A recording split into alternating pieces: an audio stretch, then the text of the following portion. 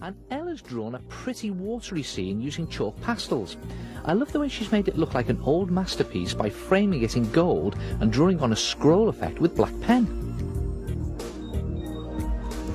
Fantastic picture, Ella, and that frame you've used around the edges finishes it off brilliantly. But you know, you don't always have to do a fancy frame around your work to make it look special. Try window mounting it instead. Looks really professional, doesn't it? It's a great way of hiding any untidy edges, and not only that, it's easy to do. Choose a coloured card that goes with your artwork, and it needs to be slightly bigger all the way round. Then lay your picture on the back like this and just draw around it.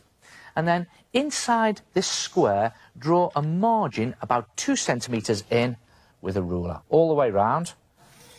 So one there like that, then down the side, and along the bottom, and then up the other side.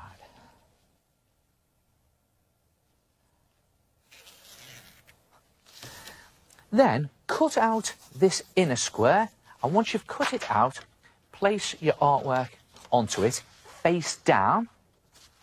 Just line it up like that, and then tape it carefully into position. One there and one there. And when you flip it over, you've got a really professional looking window mounted piece of artwork. Nice one. Anyway, where were we?